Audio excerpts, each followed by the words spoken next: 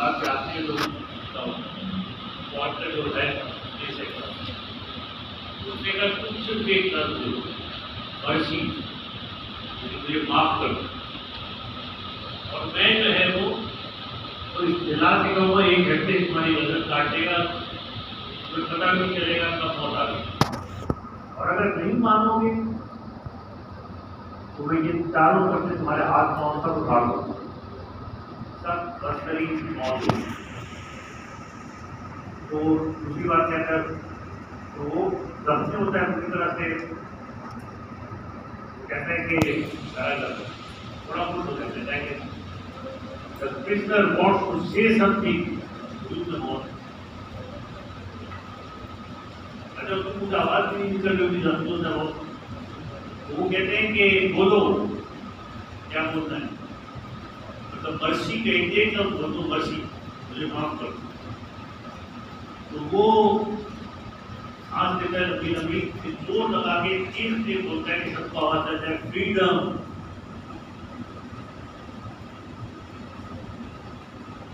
सब हैरान हो जाते हैं कि के साथ लोग लाते कहते काट दिया। मेरा मतलब कहने का ये है कि वो बहुत अच्छी और बहुत मोटिवेटिंग फिल्म है, बहुत उसके अंदर दुनिया में इंसान की है तो फ्रीडम एक बड़ी थी। कल का आपके टेस्ट में तो आपने टेस्ट दिया, मैं आपको पढ़ा भी रहा हूँ। What I want to actually make you people is make you free in your mind to become an independent thinker। मेरे पीछे चलने वाले ना बनो, बल्कि अपनी एक फ्रीडम की एक दाद की एक सोच डेवलप करो। इस्लाम की जैसा ने आपको पैदा किया है, अलग इंसान पैदा किया है, वो सोचो उसको समझ के फिर सोचो कि ये होता क्या है। And I am there to help you, not to make you my follower, but to develop the skills within you, जो कि जिसके लिए अल्लाह ताला ने आपको एक अलग इंसान पैदा किया।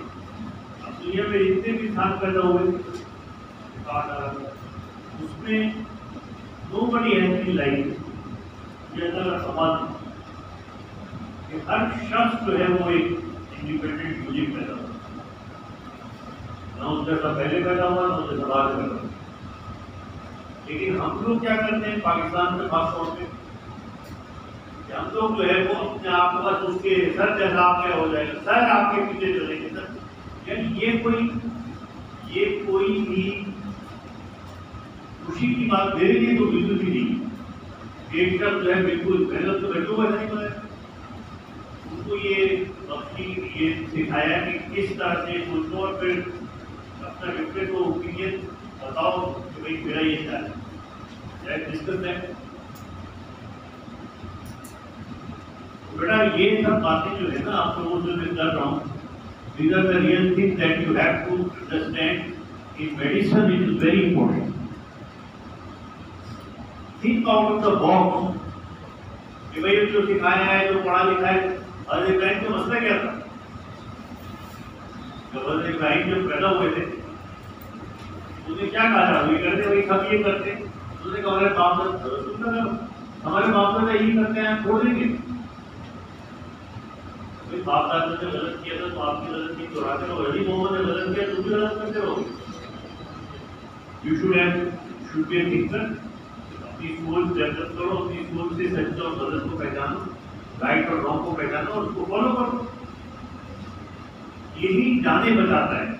जब आप पेशेंट के साथ होते हैं ना तो यही शौक खास तौर पर इसकी बहुत बड़ी मिसाल कि यू हैव एक दफा पेशेंट जो है वो डाउनवेंट पे चला गया, ये बहुत मुश्किल हो जाती है।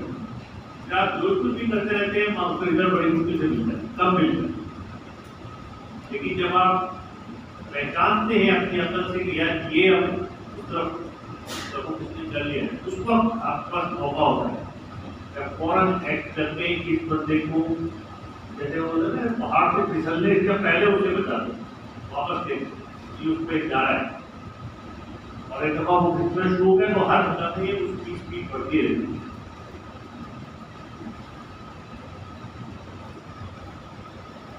अब शौक का कैसे पता चलता है? शौक एक है चीज not an independent disease, it's a result of disease. तो ये क्या होता है, कैसे आप पहचानते हैं कि ये पेशेंट जो अभी जो नमूनिया का पेशेंट है ये टॉप पे जा रहा है, ये जो इंटेस्टिनल ऑब्स्ट्रक्शन का है ये टॉप पे जा रहा है, ये जो ट्रॉमा का है ये टॉप पे जा रहा है, ये जो ऑब्स्ट्रक्शन का है वो टॉप पे जा रहा है, ये जो हार्ट अटैक का पेशेंट है ये टॉप पे जा रहा है। तो कैसे पहचानते? तो इसके अंदर कुछ चीजें ऐसी होती है जिसको मैं एक बात कहता हूँ कि फॉर एग्जाम्पल जरूरी नहीं है कि हर पेशेंट के अंदर कोल्ड एंड क्लैमिश के low blood pressure is more और लेस वो होता है। इसके अलावा ऑल्ट्रेशन ऑफ कॉन्शियसनेस सब होता है, कोल्ड एंड क्लैमिश की सब होता है, लेकिन सेप्टिक शॉक में स्किन कैन बी वार्म, इसीलिए कभी कभी सेप्टिक शॉक को वार्म शॉक भी कहते हैं। हाथ गर्म हो रहा है पेशेंट शॉक में डाला, पल्सेस तो खैर ये हो भी सकते हैं, हार्ट रेट रैपिड होता है, लेकिन जो वेलो लेवल शॉक होता है उसमें heart rate can be slow, patient की पल्स रेट 50 और shock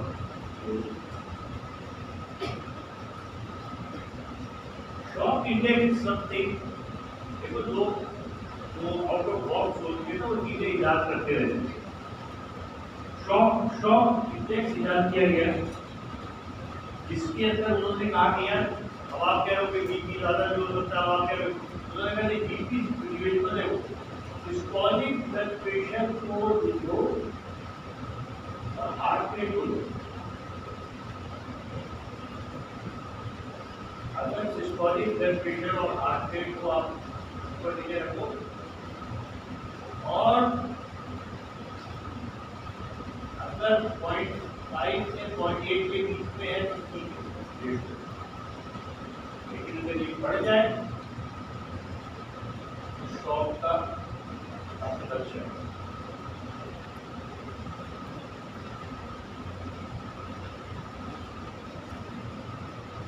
Sign of poor or end organ low urinary output, जब यूरिनरी आउटपुट हो जाए, कंफ्यूजन हो जाए, लॉस ऑफ कॉन्शियसनेस हो जाए, तो मतलब है कि पेशेंट शॉक की तरफ जा रहा है।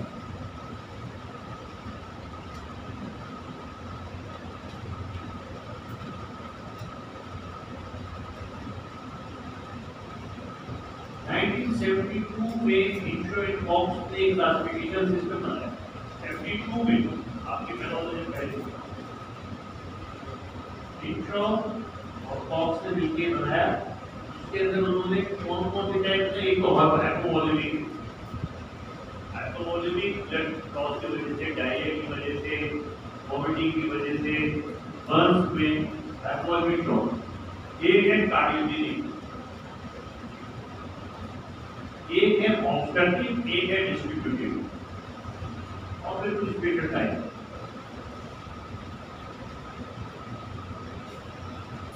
हाइपोवोलेमिक शॉक क्या होता है? Loss of blood, vomiting, diarrhoea, burn, excessive sweating, excessive urine, loss due to bacterial process, definition वगैरह।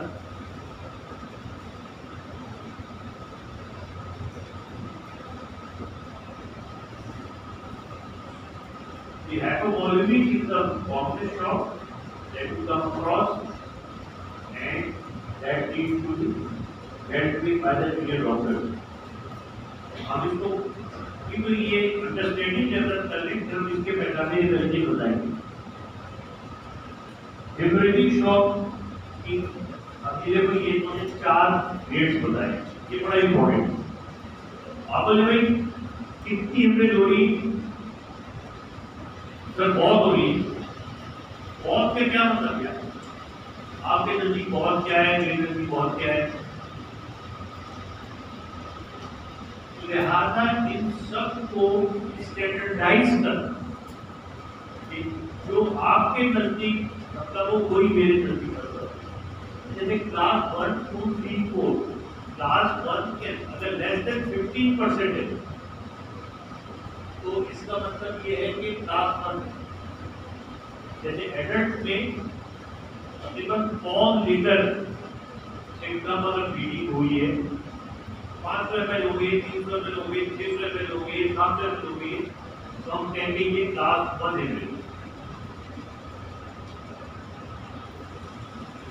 अब आप इसको बहुत कह लें, अब आप थोड़ा कह लें, अब आप नहीं कह लें, लेकिन क्लास 1 से सबका मतलब एक। इसमें क्या होता है कि हार्ट रेट जो है, ये देखो कि हार्ट रेट ये भी पूछा जाता है, हार्ट रेट सबसे पहले के लिए ब्लड प्रेशर में भी कुछ नहीं हुआ, क्यों नहीं हुआ?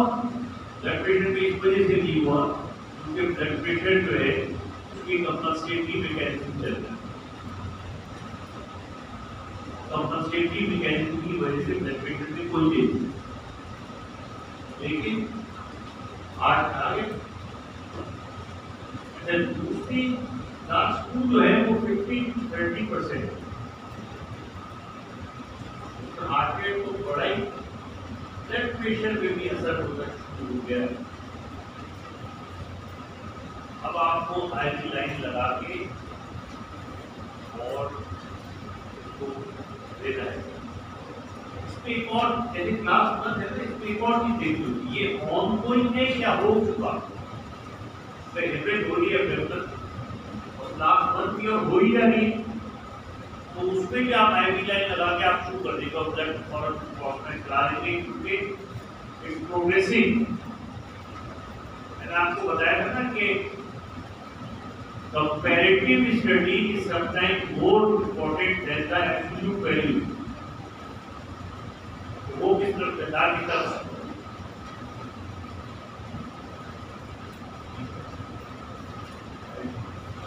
अच्छा आईवी कैलकुलम फौरन लगाने में एक और जरूरत क्यों है? क्योंकि जैसे जैसे ब्लीडिंग होगी, लॉस होगा, वैसे वैसे वेव कोलैप्स होगी and it become more difficult to put the cannulise. अभी जबकि अभी कोलैप्स देखिए लगा दो भाई जल्दी से, बात मुश्किल पे है, बहुत स्लो, जल्दी से लगा दो, कैनुलम लगाने में देर ना दो। फिर आ जाए क्लास 3 30-40%, हार्ट रेट काफी फास्ट हो जाता है, ब्लड प्रेशर भी लो होता है और ब्रेन को ऑक्सीजन मिलनी कम हो जाती है। जैसे 30% से ज्यादा ब्लड लॉस होता है, ब्रेन को ऑक्सीजन मिलना कम होती है, जब 30% से ऊपर ब्लड लॉस क्लास 3 में जाता है। अब कंफ्यूजन शुरू हो गया, क्योंकि याद रखो 2 ऑर्गन ऐसे जिसको सिलेक्टिवली आप इसकी ठंडी हो जाती है, आप ठंडा पड़ा हुआ, क्यों पड़ा हुआ ठंडा? इसलिए एक पोटेशियस वेलो कंस्ट्रिक्शन हो रही है ताकि कोरोनरी आर्टरी और कैरोटिड आर्टरी को ब्लड मिले, कंपनसेटरी मैकेनिज्म हो रहा है। तो सब चीजें अपने अपने ऊपर लेके जो कुदरत के कानून है, जो चीज ज्यादा इंपॉर्टेंट होती है उसको पहले प्रिजर्व किया जाता है। अब अगर फर्ज करें आपके अगर आवाज आ रही है, अगर आप घर में एक जगह पे धोना रखा हुआ है और दाती रखा हुआ है और कोई और कॉपर रखा हुआ है, वहां पर आपको पता है कि कोई डाका पड़ने वाला है, पहले आप सोना प्रिजर्व करेंगे ना, हटाएंगे वहां से, ये ना जाए। इसी तरह से कुदरत का ये उसूल है कि ज्यादा अहम चीजों को पहले बचाया जाता है। और मैं आपको बताऊं कि विजडम और इंटेलिजेंस का बड़ा ताल्लुक इसका है कि प्रायोरिटी सही सेट की जाए।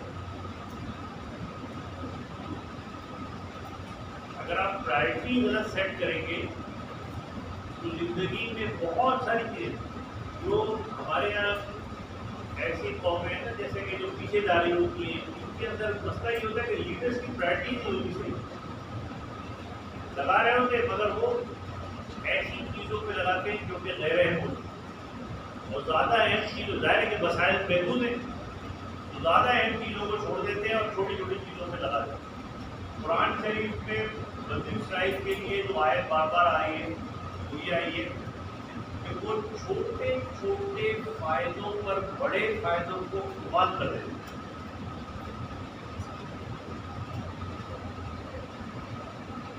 यानी अल्लाह ताला ने तो अल्लाह की किताब के ज़माने में ये सब मुस्लिमों ने भी, लेकिन वो सूझ के आज कौमों के उर्दू ज़बान, खानदानों की उर्दू ज़बान, इंसानों की उर्दू ज़बान का बड़ा वजह वो अल्लाह ताला ने बता दिया है। छोटे फायदों पर बड़े फायदों को नहीं कुर्बान किया जाता, बड़े फायदों पर छोटे फायदों को कुर्बान किया जाता। तो यहाँ पर गया लास्ट की आगे क्लास 4 का मतलब है 40% के ऊपर जी क्या हो गया। यदि मेरे जिस्म से अगर 2 लीटर ब्लड निकल जाए तो ऑपरेशन कर रहे हैं, कोई अगर जैसे बता रहे थे कि थोड़ा सा किडनी वाले में ब्लीडिंग हो गई, अगर वो इससे ऊपर हो गया तो इसका मतलब ये लगा हुआ है मॉनिटर, उसके अंदर काफी चीजें आज हो गई, यहाँ से पता चलना शुरू हो जाता है। तो कुछ करो भाई, ब्लड लाओ, ये करो वो करो, समझेगा बात। ये 4 क्लासेस ऑफ हेमरेज जो है, अब आपको लगा इसके कि बहुत हो रहा है, ये हो रहा है, वो हो रहा है, और आपको पता है कि कौन सी क्लास में क्या होगा और कितनी सीरियस है और उसमें करना क्या है, करना क्या है उसमें। ये समझ में आ गया? डेढ़ से आने वालों ने भी देख लिया। अब ये पहले जो है वो कार्डियोलिक शॉक होने चाहिए। Cardiogenic failure of the heart to form effectively, this can be due to damage to the heart muscle, most often from a large myocardial infarction. इसके अलावा डिस्ट्रिक्टिया, cardiomyopathy, myocarditis, congestive cardiac failure, continue कॉर्डियस और regular heart disease वगैरह में cardiogenic shock होता है। Cardiogenic shock, this is a type of the shock that is dealt with physicians or cardiologists। लेकिन जनरली जो कैजुअलिटी में अगर आप बैठे हुए तो आपको बात मिल जाएगा, चाहे आप हॉस्पिटल चेस्ट पेन हो गया, एकदम से परेशानी हो गई, फिर उसके बाद आप मल्टीपल फैक्टर देखते हैं, भाई आपकी एज क्या है, मेरी एज 70 साल है, हाई रिस्क मेल है, हाई रिस्क, और कोई प्रॉब्लम थी, ब्लड प्रेशर है बहुत और हाई रिस्क, और कुछ डायबिटीज थी हाई रिस्क, और कुछ स्मोकर थे हाई रिस्क। मतलब आप कहते हैं यार इसको गालिबन आरटी का मसला लग रहा है। बहुत सारे एविडेंस को तलाश करके और फिर नतीजे निकालने वाला डॉक्टर जो है वो कहीं बेहतर है बल्कि पर पहली चीज को देख के जब मार के होगा। कोई मेहनत का कोई वो नहीं है। सुस्ती और काहली जो है वो बदतरीन गुनाहों में से, मेहनत का कोई निकल बदल नहीं है। अगर आपको 10 एविडेंस मिल सकते हैं तो 10 एविडेंस की बुनियाद पे फैसला करो, पहले 2 पे फैसला करके ना बैठो। वो तक मिसाल मैं दिखा दूँ आपको थोड़ी, ये बंद हो जाएगा, फर्स्ट में बंद हो गया, अचानक बैठा है तो बैठा तो भाई क्या हुआ सर, हमने वो स्वीट मिला था ना ऊपर से हो गया, तो भाई उठ के देखो 4-5 चेक करो, ये करो।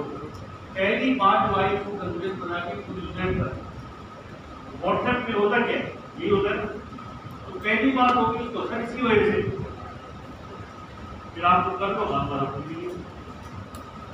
फिर आप ढूंढो ये करो। पहले की आपको आदत होनी चाहिए कि जितनी इंफॉर्मेशन आप कर सकते हैं कर लें और उसके बाद उसका अमल करें, बजाय इसके। इसीलिए वो हदीस भी है कि सुनी सुनाई बात को दूसरे तक पहुंचाने वाला भूखा है, और अगर वो बात सही हो तो वो भी भूखा है। कमाल इस हदीस का समझते ही लोग ये बात नहीं करें कि अगर झूठी सुनी सुनाई बात को आगे पहुंचा दिया तो झूठा है, बगैर किए। अगर सच्ची बात को बनाए फिर भी आप झूठी है नहीं जोड़ी ना, तो कंफर्म ही नहीं है। वो बात सही होगी लेकिन आप तो झूठे हो गए। इसी वजह से मेडिसिन के अंदर मैं ये बात जो आपसे कहता हूँ बार बार कि medicine is not different from life. क्या इंसानियत और डॉक्टरी जो है वो उसके उसूल एक ही है, और वो आपको बताए गए हैं। फर्क ये है कि आपने इस्लाम को भी जो है वो महज एक मुकल्लिद कैसे से फॉलो किया है, आपने अपनी अकल इस्तेमाल की नहीं। तो कुरान का सबसे ज़्यादा स्वीट पॉइंट जो है कि अपनी अकल इस्तेमाल करो, गौर करो, तदब्बुर करो, तफक्कुर करो, वो आपने किए। आपने कहा मौलाना मौजूदी ने इसके बारे में तफसील में ये लिखिया बताने का क्यों काफ़ी मौलाना मौजूद काफ़ी था। मेरा जी मोहम्मद हूँ, मेरा जहन तो बहुत कह रहा है मैं और क्यों नहीं करूँगा। मुझे अल्लाह मैंने इसलिए तो नहीं पैदा किया कि मैं जो खाना मौलवी ने कहा है उसकी बात सुन के अपना अमल इस्तेमाल नहीं करूँ। फिर आप इंसान की किसी से फिर आप डॉक्टर भी खराब बनेंगे, इंसान भी खराब बनेंगे। इसलिए नहीं, ये तो कुरान का सबसे ज़्यादा दोहराने वाला उसूल है, ऐसा ना करो। और मुसलमानों में सबसे ज़्यादा पाए जाने वाला उसूल यही है कि फलां ने कहा था बताइए नहीं। आप उन्होंने कहा होगा, सलाम इमाम इज्जत करते हैं, उनकी आलिम थे, लेकिन मैं इसलिए थोड़ी पैदा हूँ कि मैं किसी और को किसी भी मौलवी या किसी भी आलिम के पीछे चलकर अपनी अकल इस्तेमाल करना बंद कर दूँ, इसलिए नहीं बना। यही डॉक्टरी में कि आप इसलिए नहीं फाइनल ईयर में आ गए हैं कि आप बोले कि साहब रजी साहब ने कही बात खत्म हो। क्यों खत्म होगी बात? इसका मतलब है बुनियादी गलत पड़ गई। आप रजी साहब ने जो कहा है उसको असेस करो, उस पर गौर करो, उसके चारों पहलुओं को देखो, फिर बताओ कि साहब रजी साहब ने ये कहा है, ज़्यादा चांस है कि वही सही होंगे, उन्होंने ज़्यादा पढ़ा है, उनका तजर्बा ज़्यादा है, उनकी उम्र ज़्यादा है। मतलब जब मैं तमाम तरह सोचता हूँ तो मुझे ये लगता है most probably I am wrong, लेकिन लग ये रहा है। देन आई रिस्पेक्ट टू मोर। यदि इसने जो है करने की कोशिश की, ये कार्डियोलॉजी हार्ट जो है, अपने आप बताता हूँ कार्डियोलॉजी पहचानना क्यों जरूरी है। ऑब्स्ट्रक्टिव और cardiology, obstruction due to obstruction of blood flow outside of the heart. ये तो कार्डियोलॉजी तो हार्ट के अंदर प्रॉब्लम होने की वजह से ब्लड पंप नहीं हो पा रहा ना, ब्लड के बाहर के मसलों की वजह से। क्या मिसाल? कार्डियक टेम्पोलिट, पेरिकार्डियल जो है वो उसमें पेरिकार्डियल डिफ्यूजन हो जाए, एडिक पेरिकार्ड या पेरिकार्डियल हेमरेज हो जाए। अब वो बाहर से उसको दबा रहा है हार्ट को, तो हार्ट एक्सपेंड नहीं कर सकता। जब एक्सपेंड नहीं करेगा तो उसमें ब्लड आएगा कैसे? राइट एट्रियम में कैसे आएगा? जो राइट एट्रियम में और राइट वेंट्रिकल में कॉन्ट्रैक्ट ही नहीं हो पाएगा। कॉन्ट्रैक्ट हार्ट को और जूले को याद रखना, ये जितना जो है तुम्हारी अंडरस्टैंडिंग बहुत बढ़ा देगा अगर तुम लोगों ने इसको सही तरह से सोचा। हार्ट को, सन को कॉन्ट्रैक्ट करने के लिए पहले एडिक्वेटली एक्सपेंड होना जरूरी है। अगर किसी चीज ने उसकी एक्सपेंशन रोक दी तो वो कॉन्ट्रैक्ट सही नहीं हो पाएगा। लिहाजा जो लन का काम है कि ऑक्सीजन दे, वो ऑक्सीजन नहीं दे पाएगा। जो हार्ट का काम है कि ब्लड पंप करे, वो ब्लड नहीं पंप कर पाएगा, क्योंकि उसको एक्सपेंड नहीं करने दिया जा रहा।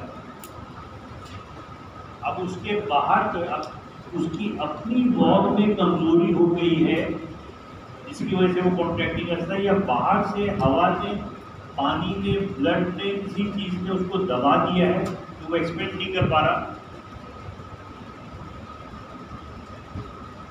कॉन्ट्रैक्ट नहीं कर पाएगा।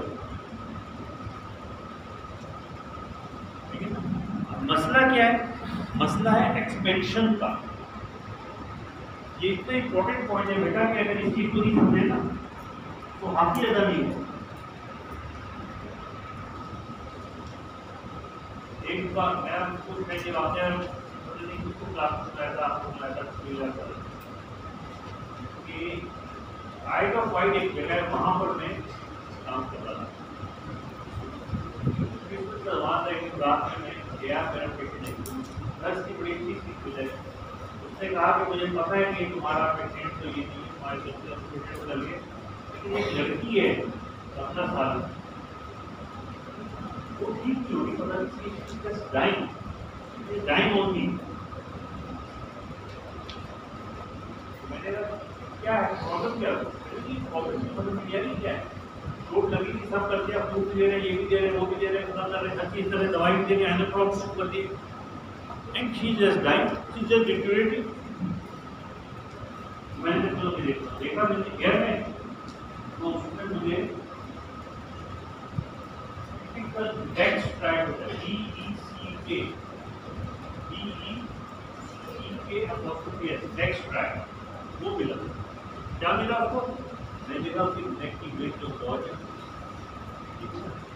उसकी पल्स जो है वो लो वॉल्यूम में बीपी गिरा हुआ है, और जब मैंने उसके हार्ट को सुना तो हार्ट साउंड ही दिमाग को एक्सीडेंट जो होते हैं बिल्कुल जमान है इतना लोग क्या उसका ऊपर देखा मैंने मुझे हार्ट के पीछे ब्लैक रखी यानी एयर टेस्ट इंजरी हुई थी, रिफ्लेक्ट हुआ था, उससे जो है वो पेरिकार्डियल इंजरी हुई थी और एयर जो है वो पेरिकार्डियल में जा रही थी। कंप्रेस करेंगे हार्ट एक्सपेक्टिंग कर रहा था। अब क्योंकि हार्ट के चारों तरफ एयर थी, ज़्यादा जब मैं इसको दबा सुन रहा हूँ तो हार्ट समझ नहीं आ रहा, क्योंकि हार्ट को दबा रही थी कोई है, लिहाजा नेक की जो वेन्स थी वो खाली नहीं हो पा रही थी हार्ट के अंदर, फिर वेदन के वो खाली नहीं हो रहा था, फिर उसके बाद बैंकों की पहले वेन खाली नहीं हो रही थी, नेक में खाली नहीं हो रही थी, वो भरी भरी आती थी, जगह मिले तो हम खाली हो पाते, और चूंकि हार्ट कॉन्ट्रैक्ट नहीं कर पाता लिहाजा बीपी गिर रहा था धड़धड़ उसको।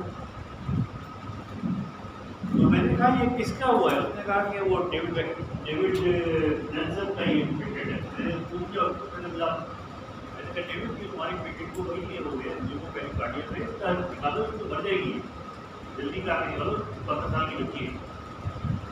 पिछले तो रहा था वो कॉल भी था, तो उसने कहा यार मैं तो जो है ना काफ़ी वो ट्रिक करके बैठा हूँ, मैं आदमी में ड्राइव करता हूँ, मैं आदमी में ये करता हूँ, मेहरबानी दोस्तों ठीक है। तुम्हें उसका क्या आई नहीं 15 साल की फिट किया, जैसे ही उसका प्रेशर रिलीज हुआ हो गया। These are the things that understanding of the system give you। किताब पढ़ के सिर्फ ये काम नहीं बनेगा इससे, जब तक आपकी इंडिपेंडेंट सोच नहीं हो। जिंदगी के हर मरहले में फ्रीडम इज वेरी इंपॉर्टेंट बेटा, freedom. Don't become like me, become like yourself. Take guidance from me, but become like yourself. अपने आप को ग्रो करो, इस अल्लाह के नाम को रखिए। हर आदमी के अंदर एक अलग सोच, अलग खासियत होती है, उसी तरह से उसको डेवलप होना चाहिए। कार्डियक टेम्पोरेट लंग्स के अंदर भी यही सारा सिस्टम, आप लोग द्वारा पढ़ेंगे, उसमें भी यही होता है कि वो बाहर को एयर और पानी जो है लंग को इतना दबा देते हैं, एक्सपेंड नहीं हो रहा है। जब एक्सपेंड नहीं होगा तो डायरेक्ट एयर ऑक्सीजन जाएगी, टेम्परेरी में सब चीजें डिस्टर्ब हो जाएगी। तो पहचानते कैसे, ये भी आप देखना चाहिए आपको, जब पढ़ेंगे अलग से तो बात हो जाएगी कि भाई न्यूमोथेरेपी कैसे पहचानते हैं, मेडिसिन में कितनी कोशिश है, तो मेडिसिन में जाके जो पूछो कैसे पहचानेंगे एग्जामिनेशन और ब्लड टेस्ट से कैसे पहचानेंगे कि कोई न्यूमोथेरेपी है, क्या है। इसी तरह पेरिकार्डियल में अगर एयर या फ्लूइड आ जाए तो कैसे पहचानेंगे, हम आपको बताएंगे जरूर, लेकिन ये मेडिसिन की चीज़ें यही तो सीखने के लिए हम बैठे उसको और उससे बैठे जानी चाहिए। Cardial fluid in the pericardium, fluid के अंदर लिक्विड और गैस दोनों आते हैं। Cardium prevent